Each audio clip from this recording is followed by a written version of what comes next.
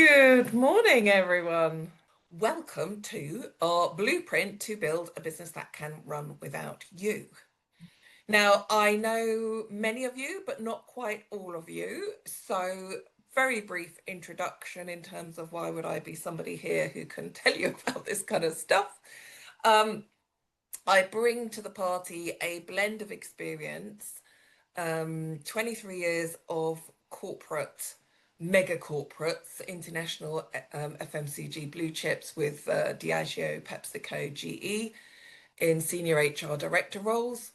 And the last 10 years, I've spent working with SMEs as a business coach in the local South Bucks area. So I've kind of know how you're all running now. And for those who are super ambitious, I've been there in terms of organizations that absolutely run pretty much without the leader or the owners, because the owners are shareholders. Um, so I've been across all of it, so feel pretty well informed to run this session for you. Now, I will be offering you a complimentary coaching session at the end of this that Bronwyn will fix in the diary for us. So as we go through, there's lots of content. Do write notes down and note down what's a topic that you might want to understand a bit more, go a bit deeper, see how it relates to your business. So I do hope you're sitting there with pen and paper to make notes. This is absolutely a learning hour for you. So without further ado, we will move on to why would you even want a business that works without you? Well, I strongly believe that we are in business to have more life. Running your own business is not the easy choice to make a living. You bear all the risk. You are the last bod standing when anything goes wrong. It's a high risk, high graft, high reward when it works well way of earning your living. But why are you taking all that risk and doing all that work? Well, many people have a belief it's going to make them rich, which it will if you run it according to this model. It also can give you more time flexibility, earn more as you go along. There's lots of reasons whether you want to have more time as they blend it with care, responsibilities, etc. So do make sure you are still reminding yourself why you're doing this in the first place and be clear about what you want to have from running your own business. And if it's the financial side and especially the win at the end, then this is the blueprint to follow. So I want to start with one of my favorite little equations for life, actually. And initially, some of the first slides we talk through are going to apply as much to your life and family as they do to business. So this is our equation for life abundance. Very simple. Be times do equals have. In other words, who you are being multiplied by what you are doing results in what you end up having. And if you end up not having what you want to have, then I love this equation going backwards.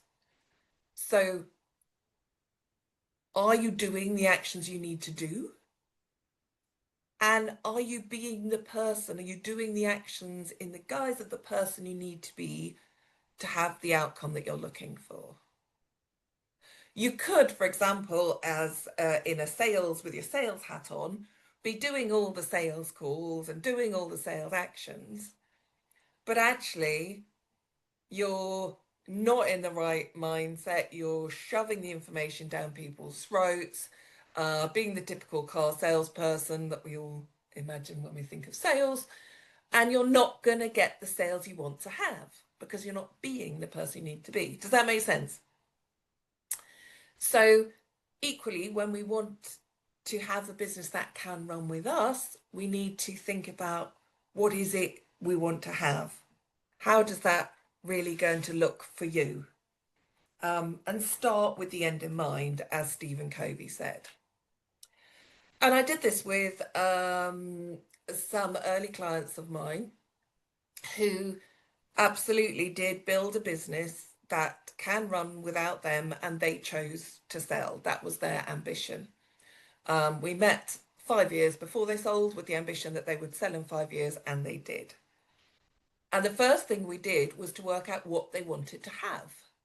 What was the retirement they wanted? Where did they want to live? What was the pension situation, and what extra needed to be added to it to enable them to live the retirement that they wanted to live? And there were 3 directors at the time, so they all sat down. They ended up on Zoopla looking at, they wanted a house by the sea, somebody wanted a house by a lake, and how much? I said, okay, find out, what does it cost? They said, I don't know. I said, find out. So we did a rough and ready, and we ended up that they each needed 3 million basically, so we needed to sell for 10 million, and they actually sold for more than that.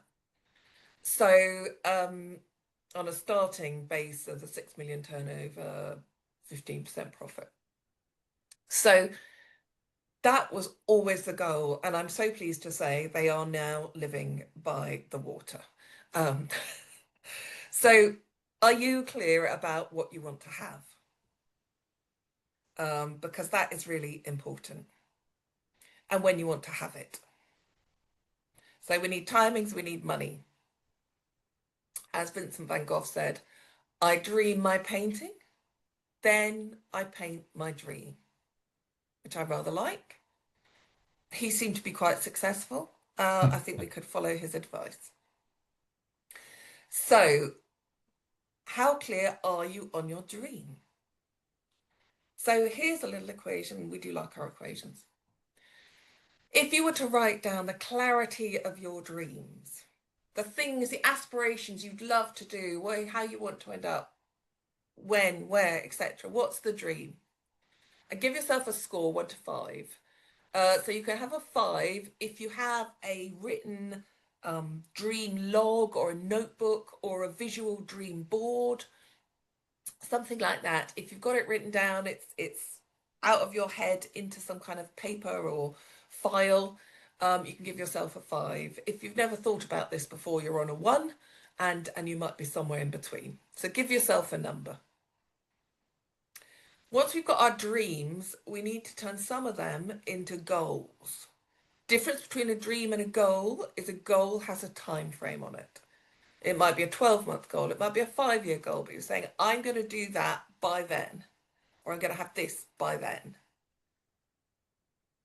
And you're quite specific. So again, give yourself a score, 5. I've got a list of goals written down. I could show them to you. You could show them to me after this call if I so asked. Have you got that clarity? 1, if you've got nothing written down. If you've got a few, but they've got, they're there sort of, maybe a bit out of date, then you're somewhere in between. When we've got our dreams and we're clear on the goals we want to achieve, we then need to work out what we need to learn. Because my assumption is it's a goal because you haven't done it before. So there's probably some learning that needs to happen in order to achieve that goal. So do you have clarity on what it is you need to know? What you need to learn? Again, give yourself a score, 1 to 5. We then get to, have you got this in a plan? Have you worked out how you're going to go from the aspirational goal and how you're going to get the learning done to a timetable, a plan of how this is going to happen? Again, give yourself a score, 1 to 5. And then finally, plan is all well and good, but nothing happens till you take action. So once you have a plan, how good at you are actually doing the bits on the plan that need to be done to achieve your goals. Again, score yourself 1 to 5. Are you shit hot on those actions, Or are you one who writes it down and they don't quite get done? Other things get in the way of those important actions. So you can multiply your 5 scores together. And if you were a 5 on each and you were absolutely on the money, you would have a score of 3,125. You might need a calculator to get there, but often I do this and people don't really need the calculator because the numbers aren't that confusing and there might be the odd one in there. But look at your score. What's the gap? Where do you need to have more focus? Do you need to get clear on goals? Do you need to get better on actions? Just write a note for yourself. What do you need to get better at to make these dreams become reality? And what resources do you need? That's where we go next when we're starting to think about a business that can work without you. Do we need funding? Do we need people? Do we need systems? So that's something you can, again, note take as we go through our webinar today. So, how do you see yourself now? What job do you describe yourself as having? Are you a financial advisor? Are you a garden designer? Or do you describe yourself as the MD of a garden design business? Or are you an entrepreneur who's currently running a garden design business? I've picked on you, Kathy. The rest of you can change the language for your own. Because how we see ourselves, if we see ourselves doing in the technician role, to use Michael Gerber's E-Myth language, if you haven't read that book, please do. If you see yourself in that technician role, you're the doer, you're not even telling yourself the fact that you're running a business that is going to work without you. So think about how you even describe yourself. And then let's think about who you need to be. Because you might need to do an identity shift. Our identity is a combination of all these things. The results, now we talk about it as an iceberg. Other people can see the actions you take. They see the impact of the decisions you make and they see your behavior. What they don't see is what's going on underneath the water there. The skills will bob up and down. They kind of, as the waves break over them, they do show, but you've probably got a lot of skills that you maybe not currently using.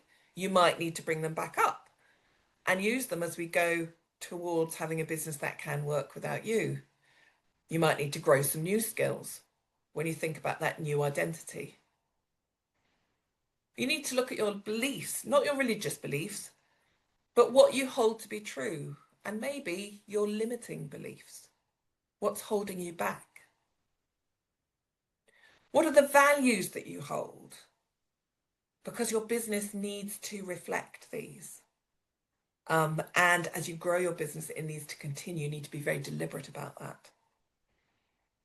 And then ultimately, there is this identity of who you see yourself as. And all of that is shaped by the environment. Now, sometimes we need to do an environment change. Actually, if you look around you, are you in the right environment physically? Your office, your workspace, is that inspiring you to be the leader you need to be?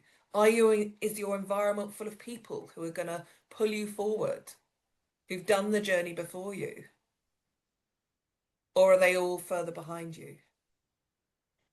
So look at that whole environment. Is that supporting you to run a business that works without you? So a lot of that we've talked about is starting to think about the top level of our blueprint here, the freedom level. This is where you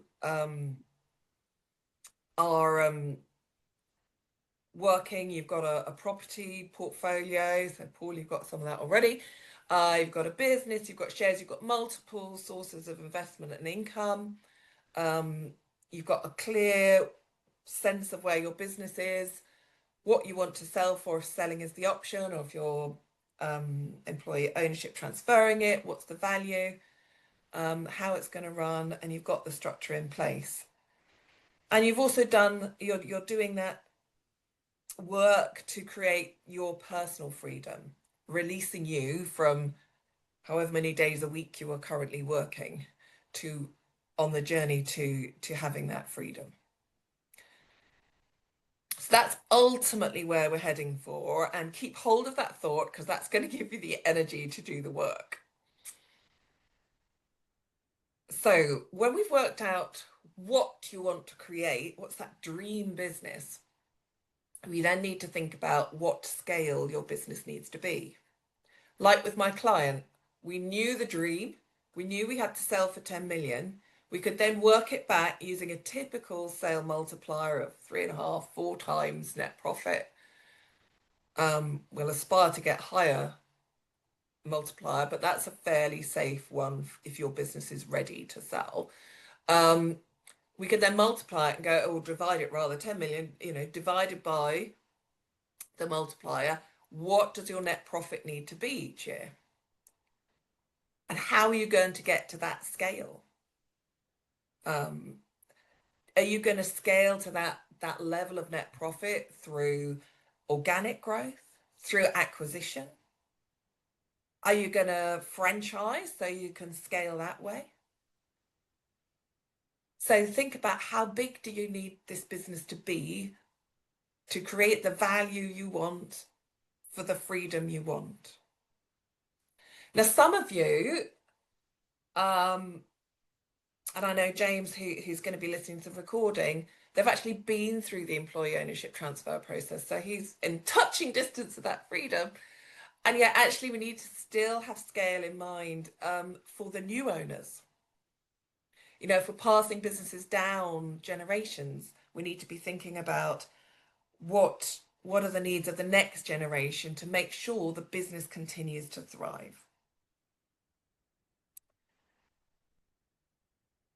So, key to successful scaling is having the right team in place. I'm absolutely passionate about this, as many of you know. A business is only as good as its team, and team will hold back your growth if you don't have the right people in place.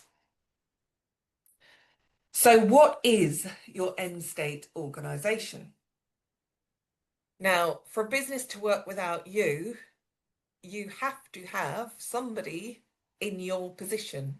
There has to be a general manager type role. You might not call them that, they might be called the managing director, but they are somebody who's operating your business without you. Now, if you want to step out and still own the business and take passive income, absolutely you need this role. You might be thinking, well, hang on a minute, Helen, I'm selling, so why would I need a general manager in place? Well, depending on who your ideal buyer is, and that again is part of the dreams, who do you want to sell to? A buyer is going to want confidence that the business works without you, because if you are holding together key relationships, key client relationships, key supplier relationships, you've got detailed knowledge that is required for the operations to work, the business will have no value because as soon as you step out and you've sold it, it's going to crumble away. So the way to prove it does work without you is to have somebody in there and you not in there.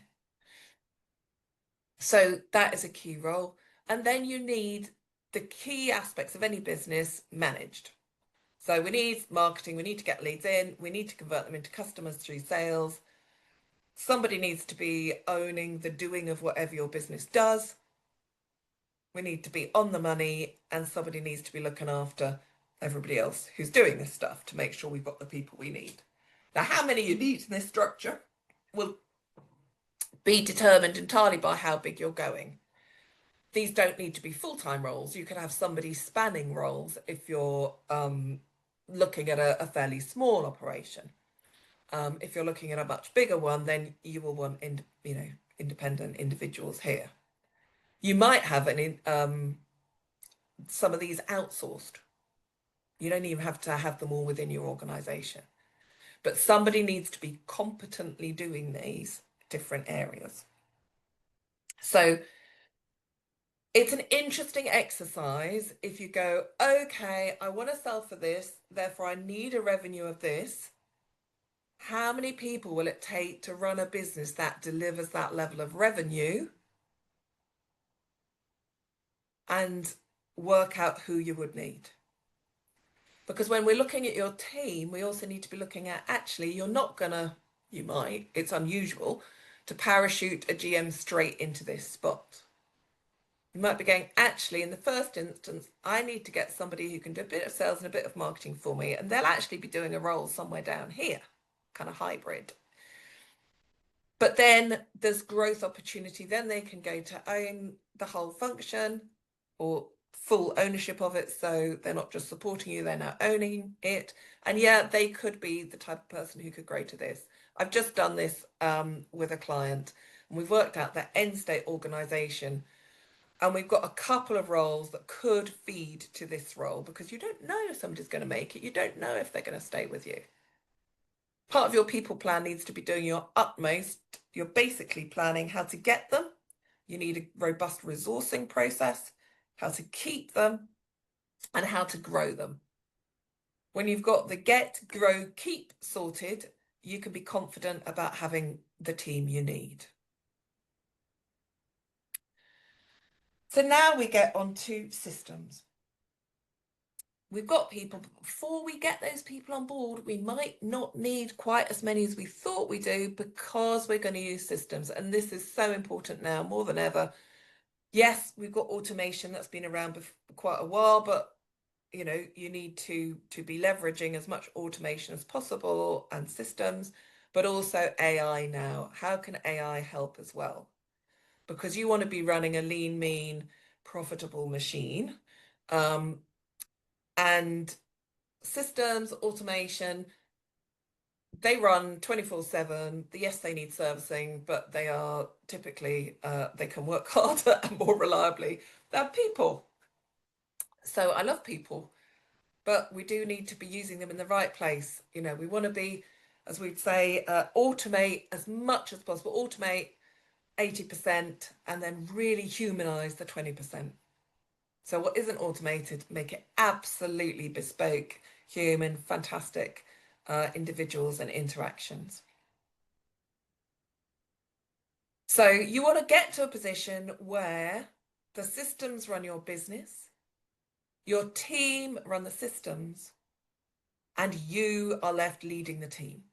Sound like a good place? Yeah. So you need the systems in place kind of before the team, because then you need to know what's left for the team and what skill set they need to be able to run the system so that you can run the team.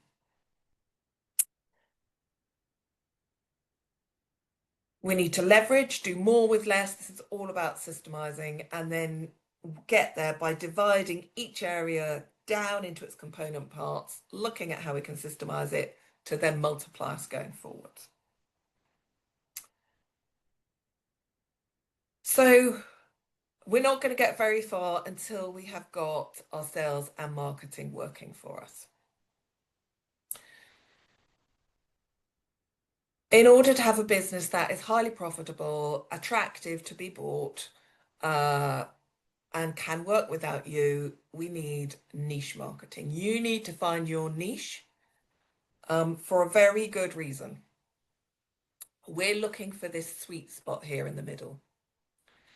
This is the place where your product or your service, we've got a mix here in the room, absolutely meets the needs of your target audience. Needs, not wants. People only buy when they need it, not when they want it. So absolutely, you need to be hitting those needs of your target audience. You need to know who you are, who they are rather, and how you're going to get to them.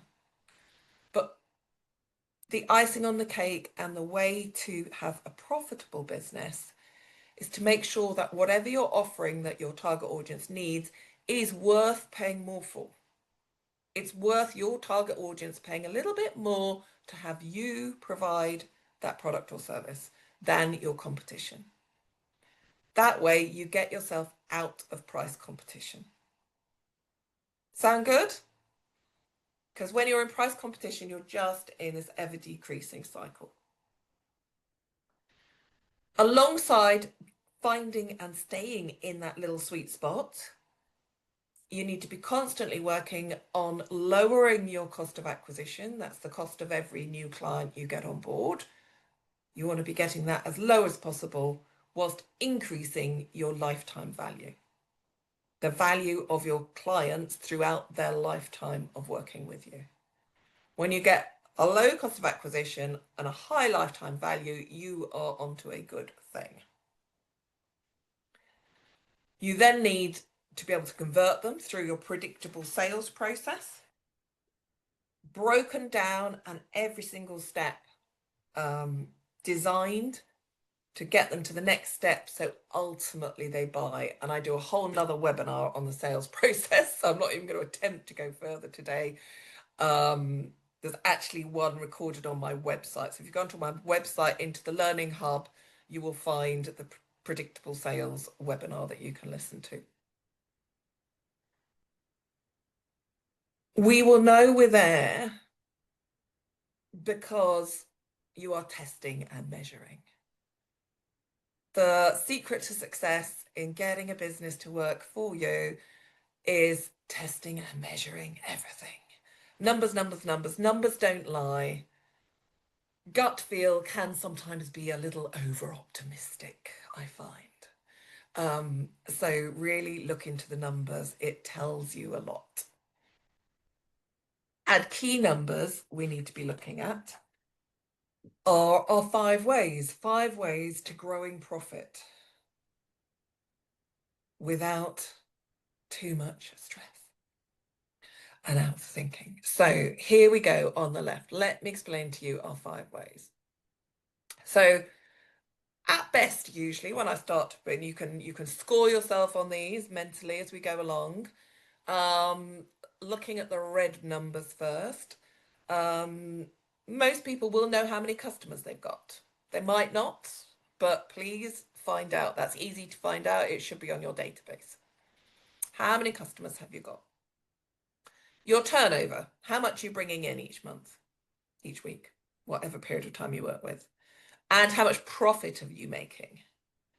Please tell me you're looking at your profit at least monthly. I know too many businesses where they look at it only when they do their VAT return and therefore they only find out their profit once a quarter. That is not enough to be running a business that can work without you.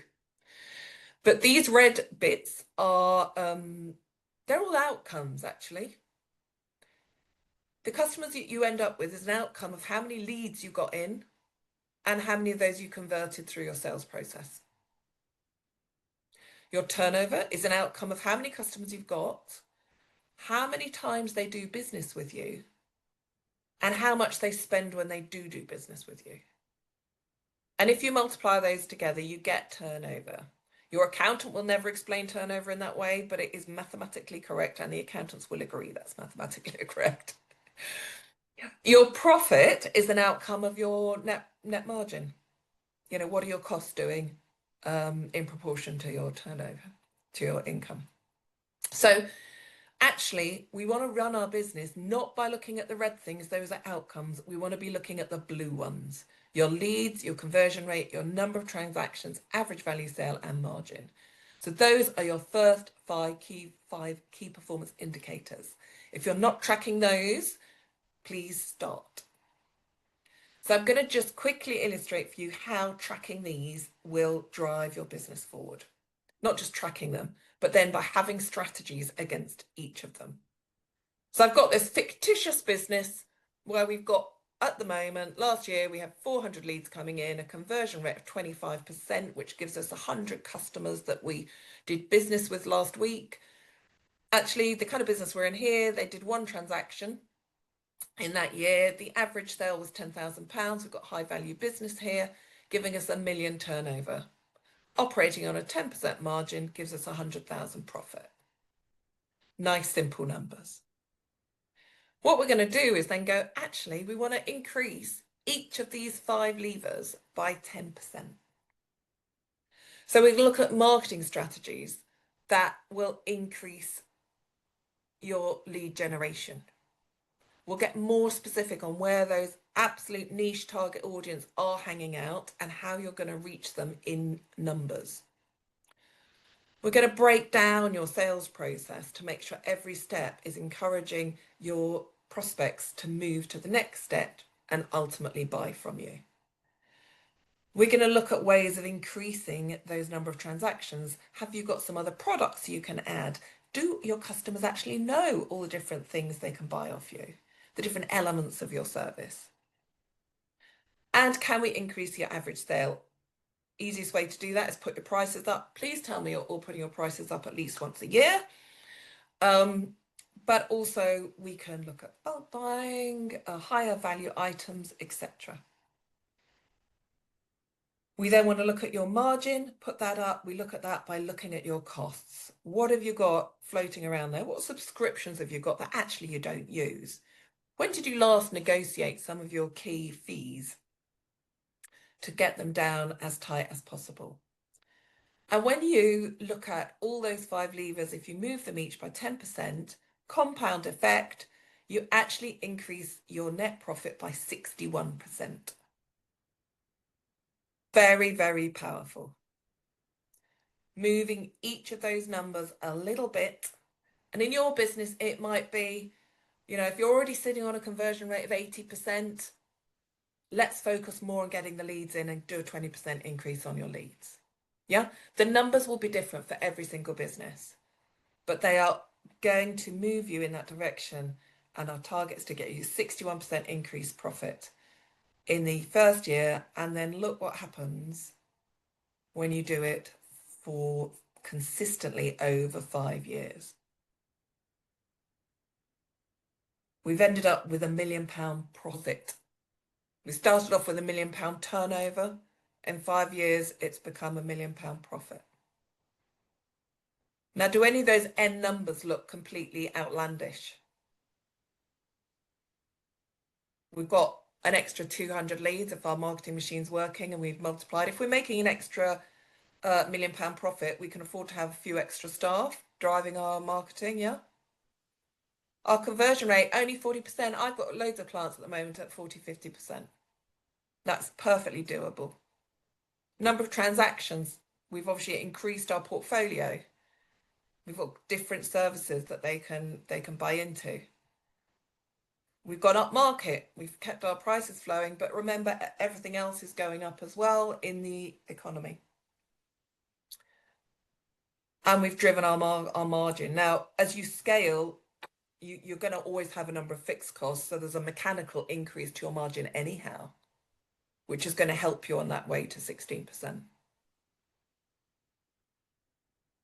If you can get your profit to £1 million, run that consistency a couple of years, you're on to £3-4 million sale value. More if we get it absolutely tucked into an ideal buyer. If you're looking to pass it on to the next generation, they have got this level of income coming into them. Is this looking exciting? Do we want a little bit of this? So we need to get the basics in place to make sure that when you scale through that sales and marketing machine, the business can take that level of business, that volume. So first off, before embarking on that multiplication of 5 ways, we need to make sure you do not have what I call a leaky bucket. A leaky bucket is when your customers have got a so-so experience, maybe even the odd one has a bit of a negative experience. Because what happens then is when you do your sales and marketing, you're putting in new customers, you're filling your bucket up with new customers, but you're losing them out of the bottom. And that is a heavy duty way of growing a business. You want to retain your existing customers as much as possible. So when you're bringing new ones in, it's incremental. So how do you fix your leaky bucket? You have a measured, consistent excellent experience validated by social proof. Each one of those words, super important. Do you know by number how happy your clients are? Have you asked them? Have you asked them to score you? Are they getting a consistent experience every time? And when they refer someone, the person they refer to you gets that same consistent experience and is a great experience. And the social proof, in case that's a term you're not familiar with, this is your Google reviews, Trustpilot, Facebook reviews, whatever is the right platform for your business. Social proof is when others have written about you. Putting testimonials on your website is not social proof. You put it on there. You could have written anything. How do we know that Mrs. M is a person? It has to be put on by others on an independent platform. So make sure you can say yes to all of those factors. We then need to plan and get into the habit of planning when you've got a smaller business where it is today before we've scaled it, because otherwise you'll just be in bigger trouble. We know this phrase, everybody's heard it. So how do we plan? My little numbers down there, little jogger for you. We need to have a plan and your team, a daily plan, to-do list, task list. What do you need to get done today? 1 day plan. Next one is for a 1 week. Set out before you start the week, what do you need to get done in that week? What are the key things, the most important things? If you don't know what the most important things are, guess what? They're not going to happen. How are you going to know what are the important things to do that week? Because you've planned the quarter, the 90-day plan. You've taken your strategies, turned them into an activity plan and worked out who needs to do what each week to achieve the goals that you set out to do in that 90-day plan. What are your goals for the 90-day plan? They're the first or the quarter you're in of the 12-month annual plan, the strategic plan for your business. Where do you need to get to in the next year? And the next year is simply the first year of your 5-year vision horizon. We always overestimate what we can do in the short term. So I'm sure I'm not the only one who writes a to-do list for the day. That is impossible to do still. And we underestimate what you can achieve in 5 years. If you look back now, 5 years ago, actually, because we've got COVID in there, this slightly ruins that exercise, but in a typical, see where you were, and see where you've come to. Even with COVID, the transformations that you've achieved in that 5 years is huge. Imagine what they could be if you actually planned and thought about where you could be in 5 years. We need to have strong financial management, because the more money that's in your business, if it's not being managed well, it's just going to go wrong in a bigger way.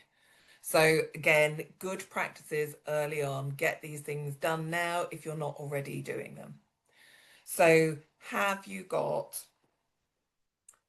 a budget for your costs? And I'd say more people than not do have this. Have you forecasted your revenue for the next 12 months? And please don't use the excuse that so many people go, my business is different, Helen. You can't predict sales. I don't know what's coming in. You know what? None of us know what's coming in. That's why it's a forecast. It's a prediction. But if we don't have a sensible prediction about what we want and need to come in and what can come in, you know what? We're not going to be chasing our sales and marketing to get it in. So yeah, nobody knows what's going to come in. The forecast is a forecast. It's not an actual. We need to true it up to actual every month, but please do your forecast, because that is going to drive the activities you need to do to get that business in. And when you see the gap, it does drive you to action. I use my little Monopoly people here, houses and hotels, because I think the game of Monopoly is like that. You have to forecast you have to budget really the costs as you look round the corner of the board and you see that your teammates have got a load of hotels and houses coming up, and you think, I'm unlikely to get through all of those, therefore I can't afford to do this now because I need to have money so I don't go bust going down those browns that can get rather expensive when you've got Vine Street, Oxford Street, and all the rest of them together. And you can forecast your revenue because you can think, actually, I'm nearly at past go. Somebody's bound to sit on that, hopefully, so we can do a bit of that. But do it properly in your business. When we've got that, we need to absolutely manage cash flow. Some businesses, this is more vital than others. If you have got high costs going out, are you cash flow positive, cash flow negative? Do you have cash flow gap in your business? If so, we need to shrink that / remove it before you scale, because otherwise you're going to be in the whole world of financing massive debt. Sometimes that can't be done, but let's see at least if we can. So, but know what cash is coming in and what is flowing out. More businesses go out of business through cash flow, running out of cash, than for not making a profit. Far more. And finally, you need to be tracking the numbers. We need to be looking at reporting. What are the numbers telling us at the end of each month? Your financial numbers, but also KPIs need to cover your operational KPIs, your sales and marketing KPIs, and ultimately your people KPIs. So give yourself a quick score right at which of these have you got in control at the moment, and which do you need to get further in control to the right scale for your business. And actually, at the hub of all of this is getting mastery of your time. Because the person who's going to kick and drive this is you. So where are you spending your time? And you answered this actually on the little questionnaire as you signed up to the webinar. How much of your time are you spending on the business versus in it? And to be really clear, in it is when you're doing operational roles across the business. So step one is you getting out of doing the do for your customers directly. Step two is you getting out of doing the other jobs. So you might be thinking, well, I spend, half a day a week doing sales. Sales is still in the business. You're doing the sales job. You're still not doing the MD job. So you need to be carving out time to work on the business. That's doing the things we've talked about on this webinar. Strategic planning, looking ahead, looking externally, looking at the competition. How can you change this? How are we going to automate things in the future? You can't be looking out there when you're too busy on the hamster wheel delivering today. So you need to minimum, to drive your business forward, spend 10% of your time on the business. That's half a day a week. Are you doing that? To get to the point where it's going to work without you, that needs to be clocking up. Year one, half a day. Year two, a day a week. Year 3, 4, we need to be getting at 3, 4 days a week. Ultimately, when you're ready to sell or ready to hand down or ready to pass on in whatever shape, you need to be fully on the business so that it all runs without you. And even part-time on the business, because you need someone else to be taking on that 5 hour, that 10% a week to at least maintain it. Because a business has to grow at all times. You can't stand still. If you stand still, you're actually ending up going backwards. You need to be looking at, in conjunction with that, how much of your time are you leading versus doing? As you develop the business, it becomes more self-sufficient from you. That proportion is going to swing as you do that. And in terms of mastering your time, are you being super clear when analyzing, when you do stuff, are you doing the important work or the urgent work? Because urgent work is often not the important work for you in your role to be doing. Whole nother discussion there, but you know, Covey's quadrants, it's quadrant 2 work you need to be doing. So that's the key blueprint. I've worked us backwards with starting with the dream. What do you want to end up with? Start with the end in mind. Work out the scale you need to be. Who needs to be on the bus with you as you build this business? Can you reliably get them? Can you keep them? How is it actually going to work most efficiently? How can we drive efficiency in every element? Have this predictable cash flow coming in, because we know when we invest a certain amount in marketing, it turns into this amount of revenue, because we know our numbers, we know the return we're going to get in terms of leads generated and how many we typically convert, because we're measuring it. And we've got planning, financial mastery, no leaky buckets, and you're working on what you should be. And when we look at that, it really is strong management that gets you through the first 3 levels here. And then we need to focus far more on the leadership to build that team and drive the scale. And only then can we play with being a true entrepreneur.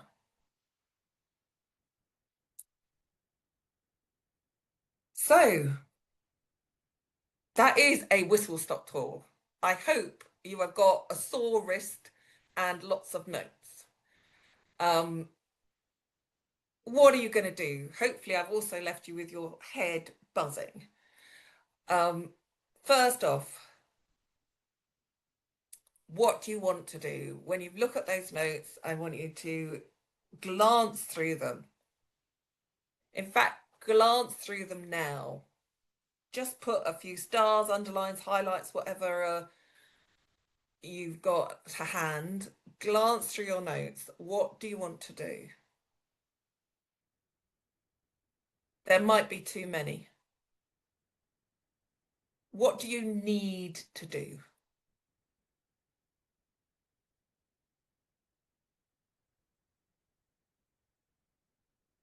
And the biggest question of all is actually, what will you do? Because it's really easy to come on a session like this. Okay, that was interesting. It made a lot of sense. And it's Friday. It's a lovely sunny weekend, I think, coming up, and you're going to go away and then you'll come back on Monday and go, yeah, I'm into the next. So you're back on the hamster wheel and nothing will change and this will kind of fade away.